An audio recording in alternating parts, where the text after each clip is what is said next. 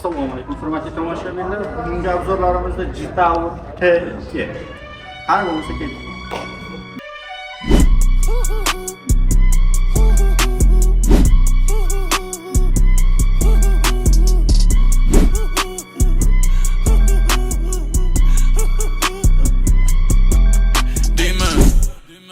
Dime, esto es lo que tú querías.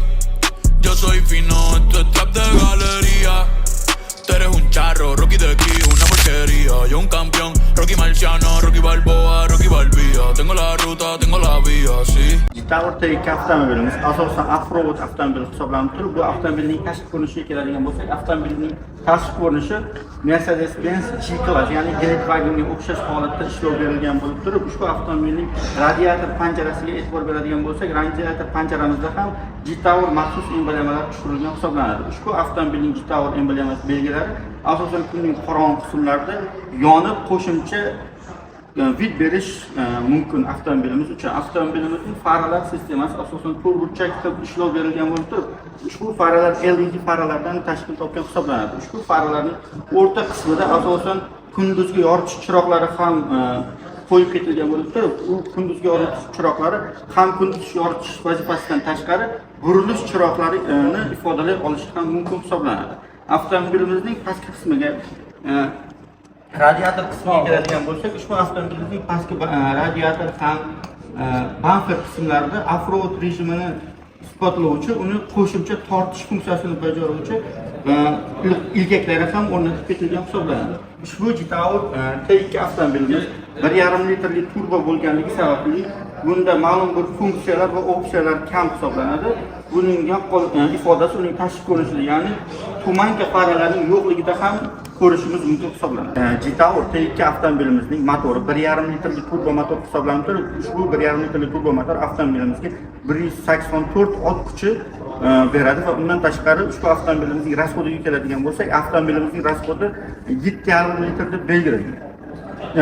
G-Tower avtosaloniga kelsak, G-Tower avtosalonida bu avtomobilning ikki xil pozitsiyasi sotuvda bo'lib turib, birinchisi 1,5 turbo bo'lsa, buni 2 litrli turbina varianti ham bo'lib turib, ushbu 2 litrli turbo variantda asosan bizlar 254 ot kuchga ega bo'lgan, polniy привод, ya'ni 4 ta balon ham bir xil tortish xususiyatiga ega bo'lgan haqiqiy off-road avtomobilni xarid qilish imkoniyatiga ham ega bo'lamiz. 2 litrli turbo motorning benzin rasxodiga keladigan bo'lsak, ushbu 2 litrli turbo motorning benzin rasxodi 9 litr qilib belgilangan va bu rasxod ko'rsatkichlar avtomobilning qanaqa sharoitda yurishidan kelib chiqqan holatda 1-2 litrga farq qilib o'zgarishi ham mumkin.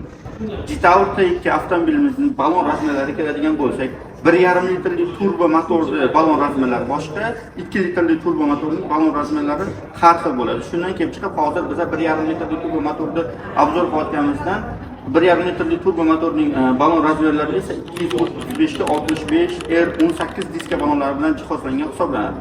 Ushbu T2 avtomobilimizning diskalari zavodskoy diska va zavodskoy balonlarda turibdi. Bu esa avtomobilimiz o'sha shahar sharoitlarida ma'lum bir yumshoq ходовой sistemasida harakatlanishga imkon bera oladi. 2 litrli turbo motorimizning balonlari esa 255 ga 55 R20 diskalari bilan jihozlangan bo'ladi va u polniy привод, ham oldi ham orqa balonlar birgalikda tortish xususiyatiga ega bo'ladi. G-Tower T2 avtomobilimizning podveskasiga keladigan bo'lsak, mustaqil podveska hisoblanadi. Mustaqil podveska o'zi nima deganda, mustaqil podveska avtomobilimiz har xil sharoitlarda, noqulay yo'l sharoitlarida sinovda o'tkazganimizda, qaysidir balon qismi o'sha ma'lum bir chuqurlikka yoki notekislikka tushganda, butun avtomobilni emas, faqatgina o'sha noqulaylikka tushgan balonni o'zligini o'sha noqulayliklarda harakatlanish imkoniyatini beradi. Avtomobil ves kuzovini noqulay sharoitda harakatlantirmaydi. Shuning uchun har bitta balon alohida mustaqil podveskaga ega hisoblanadi. Avtomobilimizning balandligi va uning uzunligini hisobga olgan holatda dizaynerlar tomonidan avtomobilimizning bokovoy oynalariga o'zgacha stilda ishlov berilgan. Ya'ni bokovoy oynalarning razmeri ancha kengroq va kattaroq qilib ishlov berilgan hisoblanadi. Bokovoy oynalarga keladigan bo'lsak, ushbu avtomobilimizning bokovoy oynalarida ham burilish chiroqlari aks ettiruvchi qo'shimcha chiroqlardan tashqari avtomobilimiz bokovoyda 360 gradusli kamera ham o'rnatilgan hisoblanadi. Bu esa avtomobilimizni tor ko'chalar va noqulay yo'llarda harakatlanayotganimizda salondan turib tashqarida bo'layotgan vaziyatlarni to'g'ri regirovka qila olishimizga imkon beradi. Endi esa Jetour T2 avtomobilimizning orqa bagajiga, ya'ni orqa yukxonasiga keladigan bo'lsak, orqa yukxonasida o'zingiz ko'rib turganingizdek, zapaska uchun juda katta joy qoldirib ketilgan va undan tashqari zapaskaning orqa qismida esa 360 graduslik kameraning qo'shimcha kameralar sistemasi ham o'rnatib ketilgan. Bu endi maxsus ochiladi. Buni ochib o'tirmaymiz, sababi ochish uchun qo'shimcha vaqt ketib qoladi. Shuning uchun obzorni qisqa va lo'nda bo'lishi uchun birdaniga o'sha ichki qismiga o'tib ketamiz. Yana bir qulayliklari keladigan bo'lsak, ushbu avtomobilimizning yukxonasini ochishda yukxonada qo'shimcha pilosos, ya'ni dovulchiq sistemasi bo'lib turib, avtomobil yukxonasini ma'lum bir kuchlanishsiz yopganingizda ham avtomobil o'zini eshiklarini o'zi mustaqil yopa oladi. Mana ko'rganingizdek, avtomobil o'zining eshigini o'sha dovulchiq sistemasi orqali mustaqil yopish xususiyatiga ham ega hisoblanadi. Bu dovulchiq sistemasi avtomobilimizning oldingi va orqa eshiklarida ham qo'shimcha funksiya sifatida o'rnatib ketilgan hisoblanadi. Jetour T2 avtomobilimizning yukxona qismiga keladigan bo'lsak, yukxonasining hajmi 580 litr hisoblanib turib, bu hajmni orqa o'rindiqlarni yotqizib qo'ygan holatda bundanda kengroq qilish imkoniyatiga ega bo'lamiz. Undan tashqari avtomobil yukxonasining orqa eshigiga keladigan bo'lsak, orqa eshigida qo'shimcha o'sha off-road tog'larga chiqqanimizda piknik qilish uchun, do'stlar bilan birga borganda piknik qilish uchun qo'shimcha podstekanniklar ham o'rnatib ketilgan hisoblanadi. Bu podstekanniklarning soni 2 ta hisoblanadi. Podstekanniklarning tepasida qo'shimcha paketlarni o'rnatish uchun ham joy bo'lib turib, ya'ni bundan tashqari full V pozitsiyalarda bu yog'ida qo'shimcha tushib, ya'ni narsalarni qo'yishimiz uchun maxsus bir moslamalar o'rnatish imkoniyatiga ega bo'lamiz. Bundan tashqari ko'rib turganingizdek, avtomobil haqiqatan tog'da dam oladigan avtomobil hisoblanadi. Ya'ni avtomobilning mana bu qismida butilishni ichimliklarni qopqog'ini ochish uchun maxsus ham o'rnatib ketilgan. Bundan tashqari T2 avtomobilimiz ko'rib turganingizdek ancha keng hisoblanadi. Bundan tashqari avtomobilning o'sha yuqori qismiga ham maxsus jihozlarni qo'shimcha opsiya sifatida buyurtmalar asosida o'rnatishimiz imkoniyatiga ega hisoblanadi. T2 avtomobilimizning orqa faralari keladigan bo'lsak, ko'rib turganingizdek, orqa faralar o'ziga xos, o'zgacha did bilan ishlov berilgan bo'lib turib, buni o'sha o'zingizlar ko'zinglar bilan ham ko'rib turib baho berishingiz mumkin. Bundan tashqari mana bu o'rtadagi qismda burilish chiroqlari va orqaga yurganimizda ma'lum bir qo'shimcha chiroqlar yonish xususiyatiga ham ega hisoblanadi. Undan tashqari avtomobilimizning pastki qismida esa tumanka faralarning o'sha orqani ko'rsatuvchi chiroqlari ham o'rnatib ketilgan hisoblanadi. Bu chiroqlar asosan kunning tungi qismlarida juda o'zgacha ko'rinish avtomobilimizga bera oladi deb o'ylayman. Jetour T2 avtomobilimizning uzunligiga keladigan bo'lsak, ushbu avtomobilimizning uzunligi 4875 mm, eni esa 2006 mm hisoblanadi. Balandligi esa 1870 mm hisoblanadi. Bu esa avtomobilning o'ziga xos uzun va katta avtomobilligidan dalolat bera oladi. Bu T2 avtomobilimiz to'g'risidagi obzorni ko'rib turgan har bitta tomoshabinlarga kanalimizning rivoji uchun podpiska bosib, like bosib, qo'ldan kelsa kommentariyada ham faol bo'lib ketishingizni so'rab qolardim. Avtomobilimizning salon qismi, ya'ni internet qismini sizlar bilan birgalikda ko'rib chiqamiz. Avtomobilimizning eshik obshifkalari keladigan bo'lsak, avtomobilimizning eshik obshifkalari yuqori qismi yumshoq plastmassa bilan ishlov berilgan. Bu yog'i esa kojadan ishlov berilgan hisoblanadi. E'tibor bersanglar, eshikning dizayni ham o'ziga yarasha ancha chiroyli va ko'zga bejirim yoqadigan qilib ishlov berilgan hisoblanadi. Uni rangini kombinatsiyasi ham avtomobilimizga ancha yarashib turibdi. Avtomobilimizning eshigining pastki qismi esa plastmassa hisoblanadi. Qattiq plastmassa, lekin bu qirilib, chizilib ketmaydi, kobaltga o'xshab. Bu ham avtomobilimizga qo'shimcha chiroyli funksiyalardan biri bo'la oladi deb o'ylaymiz. Avtomobilimizning akustika sistemasi ham o'ziga xos chiroyli akustika sistemasi bilan ishlov berilgan bo'lib turib, u akustika sistemasi ham eshikning pastki qismida, ham uni ochadigan tugmasini, eshik ochadigan ruchkalarning yonida ham qo'shimcha tarzda joylab ketilgan hisoblanadi. Avtomobilimizda qo'shimcha tarzda eshik obshifka qismidan eshikni qulflash va uni ochish, blokirovka, ligrovka qiladigan tugmalari ham o'rnatib ketilgan hisoblanadi. Avtomobilimizning parog qismiga keladigan bo'lsak, T2 avtomobilimizning parog qismi o'ziga xos mustahkam va qattiq jihozlar bilan o'rnatilgan hisoblanib turib, ushbu avtomobilimiz 120 kilogacha bo'lgan odamni bu paroglar bemalol ko'tara oladi deb bizga ma'lumot berishdi. Bo'lishi mumkin, sababi e'tibor berganingizdek, sakrasak ham parogga hech qanaqangi og'irlik va nagruska tushayotganligini sezganimiz yo'q. Avtomobilimizning o'rindiqlariga keladigan bo'lsak, avtomobilimizning o'rindiqlari ikki kojadan ishlov berilgan hisoblanib turib, bizga 1,5 litr turbina motorli G-Tower T2 ni obzor qilayotganimizda kelib chiqqan holatda buni funksiyalar va opsiyalar ma'lum miqdorda bazaviy pozitsiya bo'lganligi uchun sal kamroq hisoblanadi. Ya'ni hozir biz obzor qilayotgan avtomobilimizda elektronning o'rindiqlar bilan jihozlanmagan. Hammasi ruchnoy tarzda oddiygina qo'l harakatlari bilan avtomobil o'rindiqlarini sozlashimiz mumkin hisoblanadi. Lekin topoviy pozitsiya, ya'ni 2 litrli turbo variantlarini xarid qiladigan bo'lsalar, u o'rindiqlar asosan o'sha elektronniy o'rindiqlar hisoblanadi. Avtomobilimizning opsiyalariga keladigan bo'lsak, ushbu avtomobilimizning ko'rib turganingizdek rul sistemasi multi rul sistemasi bilan jihozlangan bo'lib turib, avtomobilimizning roli ixchamgina, kichkina qilib belgilangan. Bu ham harakatlanishda ancha-muncha o'sha haydovchiga qulaylik bag'ishlay oladi deb o'ylayman. Avtomobilimiz 1,5 litrli turboligini hisobga olgan holatda bunda opsiyalar va ma'lum bir funksiyalar kam hisoblanadi, lekin shunda ham avtomobilimizda harakatlanishimizga bizlarga noqulaylik bera olmaydi deb o'ylayman. 1,5 litrli turboni ham o'ziga xos qulayliklardan bittasi, avtomobilimizning rasxodi ham ma'lum bir miqdorda kam bo'ladi. Lekin mendan maslahat so'rab, qaysi birini olishni tavsiya qilasiz deydigan bo'lsanglar, obunachilarimga men har doim 2 litrli eng zo'rini olishni tavsiya qilaman. Sababi 2 litrli motor ham kuchli motor bo'ladi, ham avtomobilimizning polni 4 tala baloni ham birgalikda tortish xususiyatiga ega bo'ladi. Bu polni privetli avtomobillarni asosan o'sha yo'l tanlama sharoitlariga tushirganimizda yoki tog'li joylarga chiqqanimizda yoki asosan shu qumli, qorli, noqulay sharoitlarda harakatlanayotganimizda polni privet avtomobil ancha-muncha o'sha haydovchiga ham, yo'lovchilarga ham ma'lum bir miqdorda qulaylik bera oladi deb o'ylayman. Shuning uchun xarid qiladigan bo'lsanglar, asosan G-Tower avtosaloniga o'zingizlar kelgan holatda avtomobil bilan yaqinroq tanishib, xohlasanglar test drive rejimi bo'lib turib, ushbu avtomobilda ma'lum bir masofagacha harakatlanib ko'rish imkoniyatiga ega bo'lasizlar.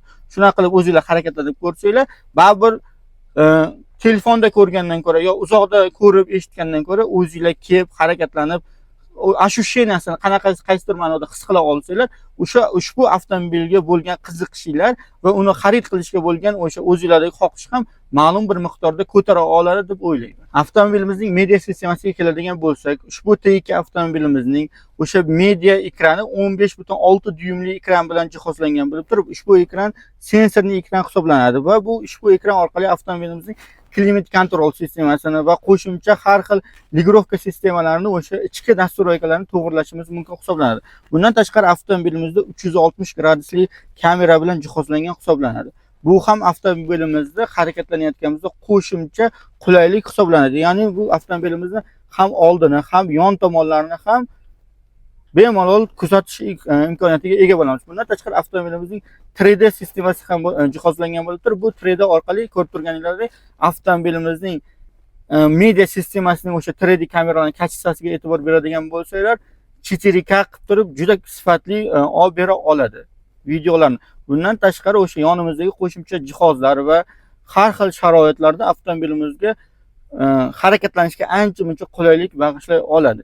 1,5 litrli turbo bo'lganligi uchun ushbu avtomobilimizni panoramli tom bilan jihozlanmagan, lekin 2 litrli va full pozitsiyalarni xarid qiladigan bo'lsanglar, unda qo'shimcha ravishda panoramli tomi ham opsiyaga kiritilgan hisoblanadi. G-Tower T2 avtomobilimizning harakatlanish rejimlariga keladigan bo'lsak, ushbu avtomobilimiz 1,5 litrli turboligini hisobga olgan holatda hozirgi kunda 1,5 litrli turboda asosan 3 xil rejimda harakatlanishimiz mumkin hisoblanadi. Ular sport, eco va normal rejimlar hisoblanadi. Lekin buni 2 litrli turbo variantida esa 8 xil rejimlar, uni harakatlanish rejimlari juda ko'p bo'ladi. Ya'ni 8 xil rejimda harakatlana olish imkoniyatiga ega bo'lamiz. Lekin shu 3 xil rejim ham o'sha shahar sharoitida va noqulay sharoitlarda yo'l tanlamas vaziyatlarda harakatlanish imkoniyatini bera oladi deb o'ylayman. Avtomobilimizning o'sha priborlar paneliga keladigan bo'lsak, ushbu priborlar paneli asosan elektronniy. Ushbu avtomobilimizning bar qismiga keladigan bo'lsak, bar qismida o'sha skor rechagdan tashqari o'sha mod sistemasi, ya'ni harakatlanish rejimini boshqarish funksiyasi ham o'rnatib ketilgan ekan. Bundan tashqari bar qismida ikkita patskanlik ham joylashtirilib ketilgan bo'lib turib, qo'shimcha ravishda barini ochadigan bo'lsak, bari juda ham keng va chuqur, juda ko'p narsani sig'dirish ehtimoliga ega bo'lamiz. Sekingina yopib qo'yamiz. Barining shakli va uning tuzilishi ham o'sha haydovchiga o'ziga xos qulaylik bera oladi deb o'ylayman. Avtomobilimiz barining pastki qismida esa USB port bilan Type-C portga qo'shimcha joy ajratib ketilgan hisoblanib turib, ko'rib turganlaringlardek bu yoqda ancha-muncha keng joy ham tashab ketilgan. Ya'ni ma'lum bir funksional vazifa bajarish uchun qo'shimcha jihozlarni, dokumentlarni qo'yib qo'yishimizga o'ziga xos qulaylik bera oladi deb o'ylayman. Avtomobilimizning deflektor qismiga keladigan bo'lsak, ushbu avtomobilimizning deflektor qismi o'ziga xos chiroyli, o'zgacha stilda ishlov berilgan. Yana esa avtomobilimizning orqa o'rindiqlariga o'tirib, orqa o'rindiqlarni ham sizlar bilan birgalikda ko'rib chiqamiz. Avtomobilimizning orqa o'rindiqlariga keladigan bo'lsak, ushbu avtomobilimizning orqa o'rindiqlari ham eka ko'jadan ishlov berilgan hisoblanib turib, orqa o'rindiqlarining ham sifati o'ziga xos, juda sifatli premium klass avtomobillarga ishlatiladigan matolardan foydalanilgan deb bemalol ayta olaman. Ushbu avtomobilimizning orqasi ancha-muncha o'ziga xos keng. Sababi meni bo'yim 170 cm kelib chiqqan holatda e'tibor bersanglar, meni bo'yimga sozlangan oldingi o'rindiqlarning orqasiga o'tiradigan bo'lsam ham, orqada juda ancha keng joy qolib, masofa bor deb hisoblay olaman. Bu avtomobilning orqa o'rindig'ida harakatlanayotgan yo'lovchilar ham ma'lum bir noqulaylik vaziyatga tushib qolmaydi. Sababi orqasi 3 ta odamga moslashgan bo'lgani bilan juda keng joy bor deb bemalol aytish mumkin. Ushbu avtomobilimizning orqasida o'sha kechqurun harakatlanib ketayotganda, kunning tungi vaqtlarida o'sha orqa o'rindiqlarda harakatlanayotgan odam uchun ham qulaylik tarzda qo'shimcha chiroqlar ham o'rnatib ketilgan ekan orqa o'rindiqlarimiz. Bundan tashqari orqa o'rindiqlarda ham USB va Type-C portlar uchun qo'shimcha joylar qoldirib ketilgan va ikkita zonali iqlim bo'lganligi sababli orqa tomonda ham qo'shimcha o'sha konditsionerdan keladigan havo oqimini nazoratga solish mumkin bo'lgan ikkita deflektor ham o'rnatib ketilgan hisoblanadi.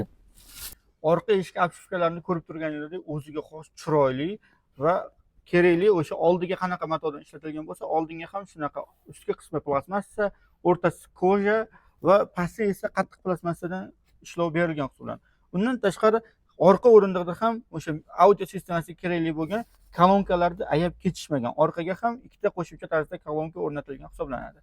Eshikni ochadigan, yopadigan ruchkamiz esa plastmassaviy nikeldan tashkil topgan hisoblanadi.